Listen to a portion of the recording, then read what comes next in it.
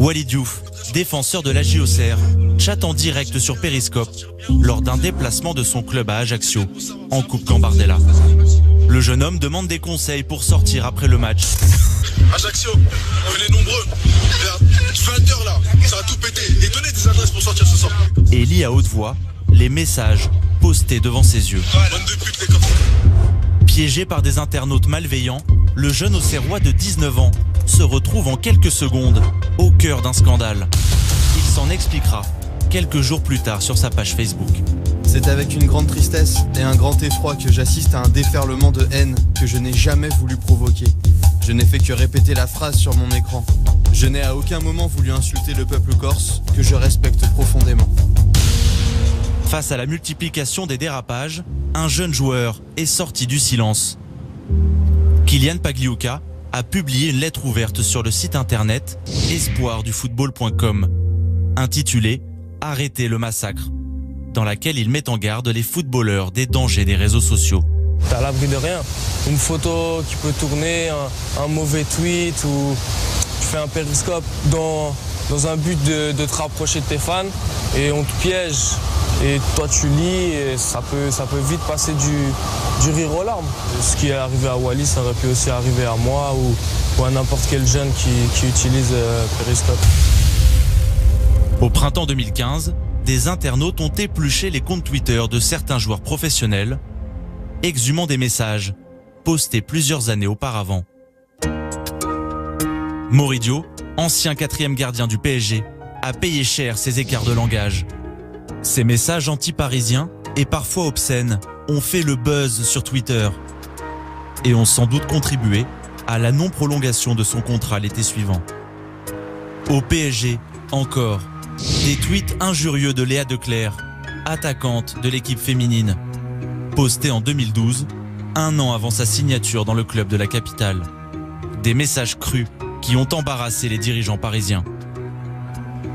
À Bordeaux, le milieu de terrain Adamounas, dans un tweet posté le jour de l'annonce de la liste de Didier Deschamps pour la Coupe du Monde 2014, insultait le sélectionneur et lui reprochait d'avoir snobé Hatem Ben Arfa et Samir Nasri. Je ne me rappelle plus, c'est vieux.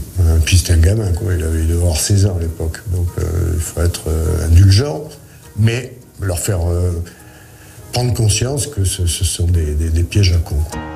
L'hiver dernier, Sergi Guardiola, joueur espagnol de 24 ans, a vu son contrat avec le Barça résilié quelques heures seulement après sa signature. Les dirigeants blaugrana avaient découvert des tweets anti-catalans et pro-Real Madrid. Je ne suis pas surpris. Tout ce que vous écrivez sur les réseaux sociaux reste. Tout laisse une trace. Il faut donc être très prudent avec ce que vous publiez, surtout quand vous faites partie du monde du football. Toujours en Espagne, Julio Rey avait également vu son transfert au Deportivo La Corogne annulé l'an dernier après la découverte d'anciens tweets injurieux envers le club. Il était âgé de 17 ans. Il y a encore quelques années, le rapport aux médias, c'est quelque chose qui intervenait peut-être à un certain moment d'une carrière sportive. Quand on était jeune sportif, footballeur ou athlète, etc., on ne rencontrait les médias qu'à partir d'un certain niveau. Alors que finalement, là, le sportif, très tôt dans sa carrière, enfant presque ou adolescent, peut commencer, je dirais, à entrer dans cette relation avec les autres via les réseaux sociaux. Tout le monde se fait piéger. Personne ne sait les utiliser et personne, parce qu'ils sont jeunes, n'a la conscience réellement de la conséquence de ce que l'on poste sur les réseaux sociaux et pour aujourd'hui, demain et après-demain. Parce qu'une fois que c'est posté, c'est à vie.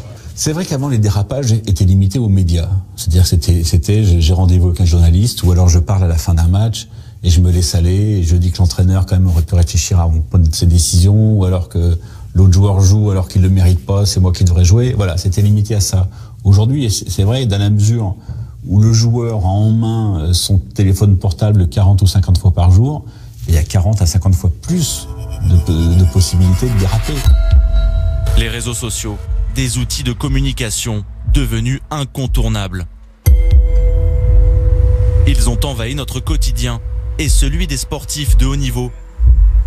Les réseaux sociaux, un espace où les échanges peuvent être violents. Moqueries insultes, déferlement de messages agressifs. Avant le début de l'Euro, plus de 60 000 personnes ont adhéré à un groupe qui espérait une blessure d'Olivier Giroud. Je trouve que c'est trop facile de se cacher derrière un compte Twitter ou une photo prise sur Internet où on voit pas ton visage où tu te permets de critiquer les mecs qui jouent tous les week-ends comme ça.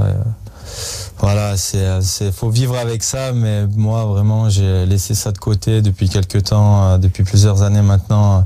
Je suis beaucoup moins, voire plus sur les réseaux sociaux et honnêtement c'est positif. Personne n'est à l'abri parce qu'après le problème de notre société aujourd'hui c'est que beaucoup veulent faire du buzz et que la moindre erreur on la prend pour salir, pour faire un buzz. Par rapport à une situation, il y en a qui peuvent aimer, où il y a la virulence, l'agressivité verbale aussi. Il faut être costaud et solide pour les joueurs. Il y en a une, il y en a deux. Il faut pas oublier que le joueur encore, lui, il est prêt à ça. Mais il a des gens autour de lui, il a une famille, il peut avoir des enfants. Quand on fait un mauvais match ou ce genre de truc, où il y a quelque chose qui va pas, où on a fait une petite connerie, si on regarde les réseaux sociaux, on va dans sa chambre et on est KO tout le truc parce qu'on se fait tailler de tous les côtés. On se fait assassiner dans les notifications, dans les commentaires, dans les trucs. Donc voilà, il faut aussi prendre du recul et pas être trop pris sur ça parce que sinon ça peut nous déglinguer et si on est faible là-dedans, on peut tomber. C'est tellement facile que tout le monde se croit autorisé à commenter tout, avoir un avis sur tout. Parce que c'est trop facile, et puis ça ne concerne pas que le sport, sur tous les sujets de la vie, quoi. Donc on dirait qu'il y a des gens, vous leur supprimez ça, ils n'existent plus. C'est pour eux un moyen d'exister, cette façon de communiquer. Il y a 6 mois, en plein match de tennis aux États-Unis, entre Caroline Garcia et la Roumaine Irina Camelia Begu, une rumeur sur Twitter rapportait que la Lyonnaise aurait adressé des insultes racistes à son adversaire. Des accusations qui ont enflammé les réseaux sociaux. La Française recevra des milliers de commentaires insultants avant d'être blanchie par la WTA. Des dérives récurrentes contre lesquelles les dirigeants des réseaux sociaux semblent sans réponse. Dans une note interne publiée sur un site américain il y a 18 mois, l'ancien patron de Twitter constatait l'échec des mesures prises pour limiter les comportements agressifs sur le réseau social. Notre manière de lutter contre le harcèlement et les trolls est nulle. Et elle est nulle depuis des années. Ce n'est pas un secret, nous perdons des utilisateurs chaque jour parce que nous ne répondons pas de manière appropriée au trolling dont ils sont victimes chaque jour. Insultes, harcèlement et usurpation d'identité. Avec, selon les personnalités, des dizaines de faux comptes, plus ou moins parodiques. Moi j'ai été confronté, entre guillemets, parce que fausse usurpation sur un des comptes, quoi. Donc ça m'a fait marrer, mais à moitié. Bon, après on arrive vite à fermer la page, comme on dit. Mais un des responsables de ce réseau social m'a dit, mais j'ai la solution pour vous, quoi. Ah, je dis, ah bon, créez le vôtre. Mais j'ai dit, mais c'est quand même ma personne, non? Je ne vais pas être obligé de faire quelque chose. J'ai quand même la liberté de faire ou de ne pas faire. L'utilisation sans filtre des réseaux sociaux peut menacer l'unité d'un vestiaire et perturber la concentration des joueurs. Des dangers ciblés très tôt par les sélectionneurs internationaux. Lors de la Coupe du Monde en 2010, l'Angleterre, les Pays-Bas et l'Espagne avaient interdit l'usage des réseaux sociaux pendant la compétition. En 2012, Laurent Blanc, alors sélectionneur des Bleus, mettait déjà en garde ses joueurs contre ces outils. Il y a danger à s'épandre sur Twitter, Facebook ou des blogs. Il faut avoir une vigilance extrême en ces temps de vie commune.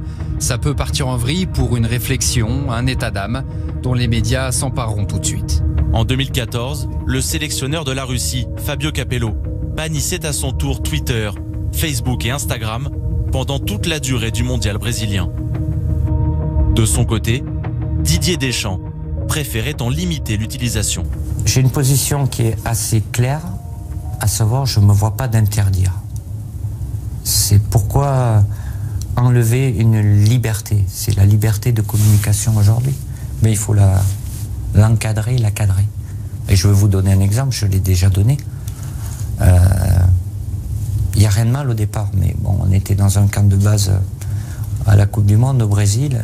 Il y a une piscine et les joueurs ils se prennent en photo, il n'y a rien de mal. Et puis de l'autre côté, ici en France, là, on dit mais qu'est-ce qu'ils font? Ils n'ont que ça à faire, ils ne peuvent pas bosser plutôt que de rester autour d'une piscine. Donc il ne faut pas contextualiser et faire en sorte dans les commentaires qu'ils parlent d'eux, mais qu'ils ne parlent pas des partenaires et des adversaires. Pour assurer aux sportifs une communication maîtrisée et éviter les dérapages, des sociétés spécialisées se sont développées ces dernières années. Salut Mathieu. Ça va? Ça va et toi, t'es en forme? Sébastien Bellencontre et Farid Boumkaïs ont créé il y a 4 ans une agence de communication qui gère les publications digitales d'athlètes français comme Blaise Matuidi, Antoine Griezmann ou Mathieu Bastaro, ici en ligne au téléphone. On te passe un petit coup de fil parce qu'on vient de t'envoyer un visuel qu'on a reçu d'un de tes fans aujourd'hui. On aurait bien aimé le partager sur tes réseaux sociaux, on trouvait ça sympa de le montrer un petit peu à tout le monde et puis de remercier le fan. On fait comme d'hab, on lui offre un petit cadeau. Bah maillot, j'irai le récupérer demain après-midi. Ouais. Après l'entraînement et après chopez-moi l'adresse et moi je le fais envoyer. Je t'enverrai tout ça, il s'appelle Aurélien, je t'enverrai tout ça Matt, y a pas de problème. Avant chaque publication, le rugbyman et les communicants échangent. Aujourd'hui, ils valident ensemble la mise en ligne d'un photomontage envoyé par un fan qu'ils vont poster sur le compte Facebook du Toulonnais.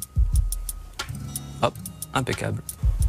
Et voilà, la nouvelle cover de Mathieu Bastaro, officielle. Le sportif lui-même se sent encore plus en danger dans la mesure où de récents dérapages ont eu lieu et que ils savent que, et surtout dans le football, ils savent qu'ils vont vraiment être épiés au quotidien et dans chacune de leurs communications. Pour autant, ils en ont l'obligation de l'utiliser. Donc c'est vrai qu'ils sont partis sur des tons de communication de plus en plus polissés, mais certainement par peur du jugement, certainement aussi parce que nous on est là aujourd'hui et que on respecte certains codes, et effectivement peut-être qu'on perd un peu de spontanéité.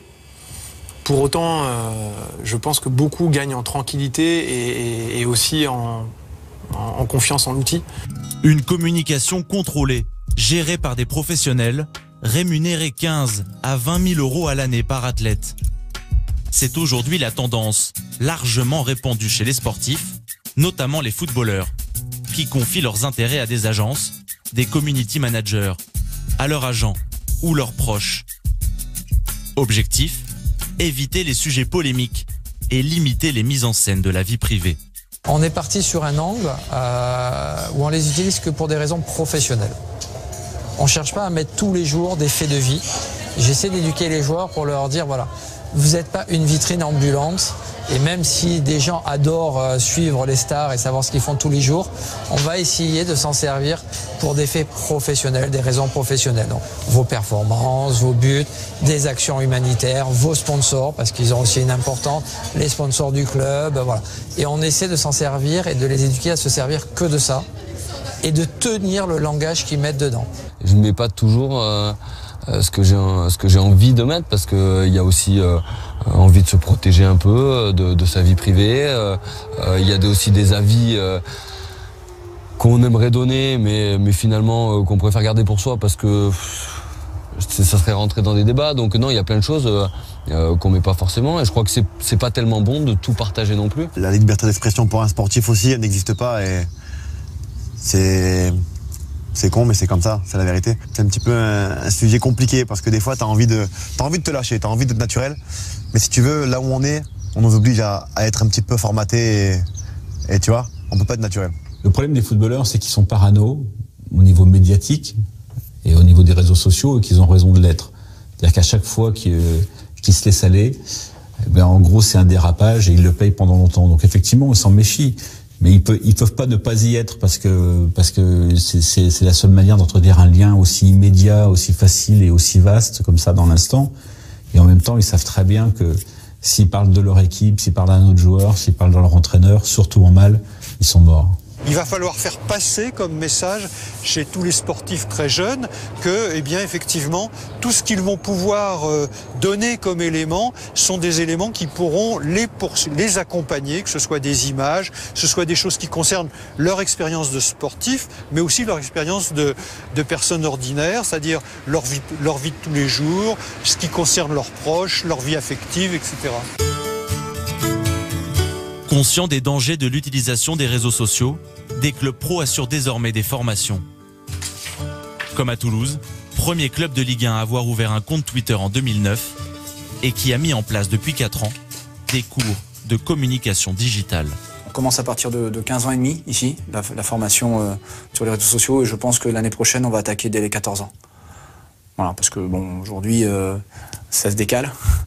Et donc il faut vraiment que très tôt les jeunes puissent prendre conscience de ça, comme il faut très tôt leur apprendre à jouer au football. Et bien très tôt maintenant il va falloir leur donner les bons codes, les bonnes valeurs pour pouvoir bien communiquer.